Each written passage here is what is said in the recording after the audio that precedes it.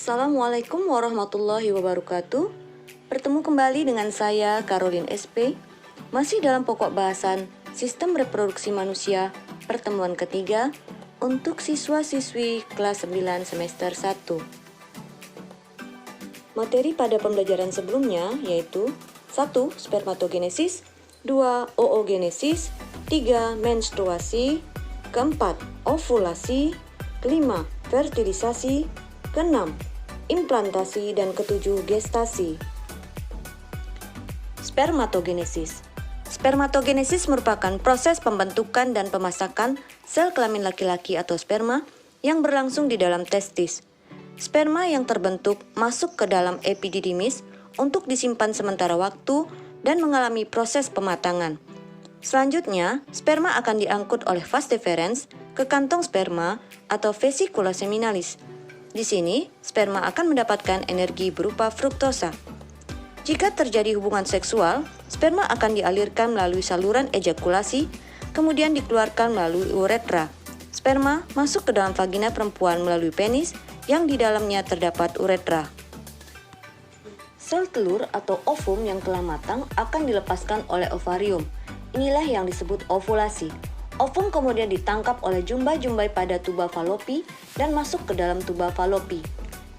Sperma yang dipancarkan di dalam mulut rahim akan bergerak ke rongga rahim untuk mencari sel telur yang matang dan siap dibuahi.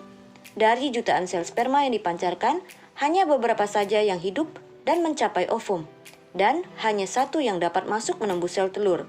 Hal ini disebut pembuahan atau fertilisasi. Sel telur yang telah mengalami fertilisasi akan mengalami pembelahan dari satu sel menjadi 2 sel, menjadi 4 sel, dan seterusnya. Kemudian menjadi embrio. Embrio kemudian akan menempel di dinding rahim yang disebut dengan implantasi. Jika sel telur yang sudah matang tidak dibuahi oleh sperma, maka sel telur akan mengalami penurunan fungsi. Dinding rahim semula menebal akan meluruh yang disertai pendarahan yang disebut dengan menstruasi. Perkembangan embrio selama kehamilan.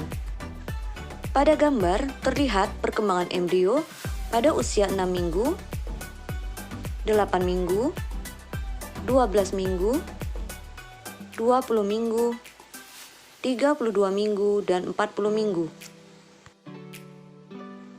Tujuan pembelajaran. 1. Siswa dapat menjelaskan penyakit atau gangguan pada sistem reproduksi. 2. Siswa dapat menjelaskan upaya pencegahan penyakit pada sistem reproduksi. 3. Siswa dapat menyajikan hasil penelusuran informasi terkait kesehatan dan upaya pencegahan gangguan pada organ reproduksi. 1. Penyakit dan gangguan pada sistem reproduksi manusia antara lain 1. Gonore atau GO. Penyakit Gonorrhea disebabkan oleh bakteri Neisseria gonorrhoeae. Gejala penyakit ini 1. Keluar nanah pada saat kencing sehingga sakit saat buang air kecil. 2. Alat kelamin terasa sakit atau gatal. 3. Pada perempuan, nyeri perut bagian bawah dan kadang disertai keputihan berwarna kuning hijau pada wanita. Dapat diobati dengan antibiotik. Berikut ini adalah gambar bakteri Neisseria gonorrhoeae dan mata penderita gonorrhoeae. B. Sifilis atau raja singa. Sifilis adalah penyakit menular yang disebabkan oleh bakteri Treponema pallidum. Gejala penyakit ini adalah 1. Luka pada alat kelamin, lidah atau bibir, namun tidak terasa sakit. 2. Terjadi pembengkakan kelenjar getah bening di seluruh tubuh. 3. Timbul bercak kemerahan terutama di telapak tangan dan kaki.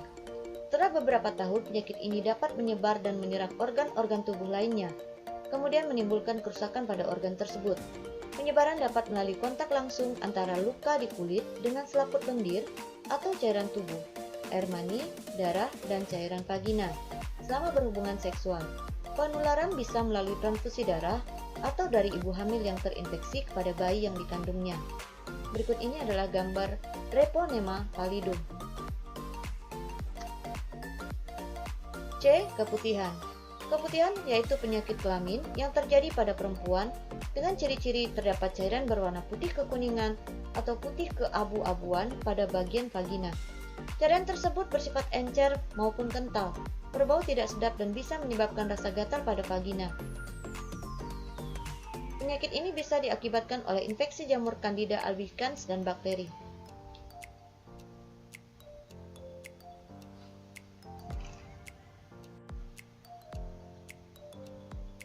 HIV atau AIDS, Acute Immunodeficiency Syndrome. Penyakit AIDS adalah penyakit yang disebabkan oleh virus HIV yang menyerang sistem imunitas atau kekebalan tubuh penderita.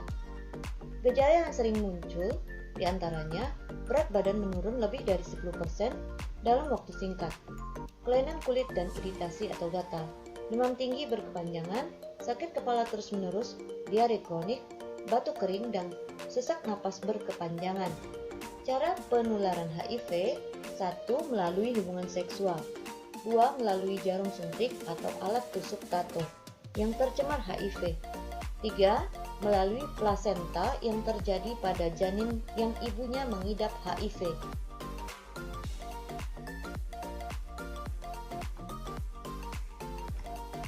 Dua, upaya pencegahan penyakit sistem reproduksi manusia. Berikut ini adalah beberapa upaya untuk mencegah terjangkitnya penyakit yang disebabkan oleh infeksi jamur, bakteri, ataupun parasit. Menggunakan celana dalam yang berbahan katun dan bertekstur lembut. Hindari bahan yang bersifat panas, kurang menyerap keringat, dan berbahan ketat, misalnya jeans. Biasakan membilas dengan bersih organ reproduksi setiap selesai buang air kecil maupun buang air besar. Selanjutnya, keringkan sisa air yang masih menempel di kulit dengan menggunakan tisu atau handuk hingga benar-benar kering. Ini akan mengurangi resiko terjadinya infeksi oleh jamur pada bagian organ reproduksi.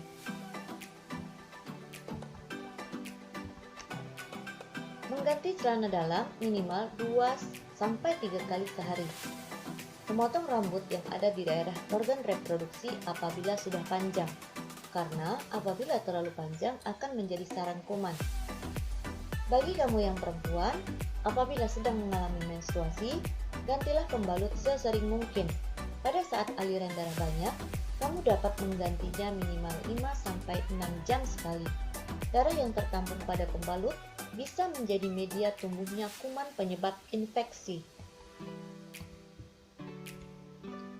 Bagi kamu yang perempuan, hindari menggunakan sabun pembersih daerah kewanitaan dan panty liner secara terus-menerus. Penggunaan sabun pembersih daerah kewanitaan akan mengubah pH vagina dan akan membunuh bakteri baik atau floral normal dalam vagina yang selanjutnya akan memicu tumbuhnya jamur. Selanjutnya, rajin berolahraga dan banyak mengkonsumsi buah dan sayur. Selain bermanfaat bagi kesehatan, juga dapat mencegah terjadinya infeksi organ reproduksi oleh jamur. Khusus bagi laki-laki, lakukan upaya-upaya pencegahan, seperti mengurangi kebiasaan mandi dengan air panas, karena suhu panas dapat mengganggu spermatogenesis, melindungi testis selama beraktivitas, misalnya tidak menggunakan celana terlalu ketat, serta menghindari minuman beralkohol dan rokok. Sekian pembahasan tentang sistem reproduksi manusia. Pesan saya, bersyukurlah kepada Allah Subhanahu wa Ta'ala, Tuhan yang Maha Esa, yang telah menciptakan manusia dengan sebaik-baik bentuk. Selanjutnya, hormatilah orang tua yang telah memelihara kita sejak dari dalam kandungan hingga saat ini. Kemudian, jagalah organ reproduksi Anda sebagai tanda syukur atas pemberian Tuhan. Sekian dan terima kasih. Assalamualaikum warahmatullahi wabarakatuh.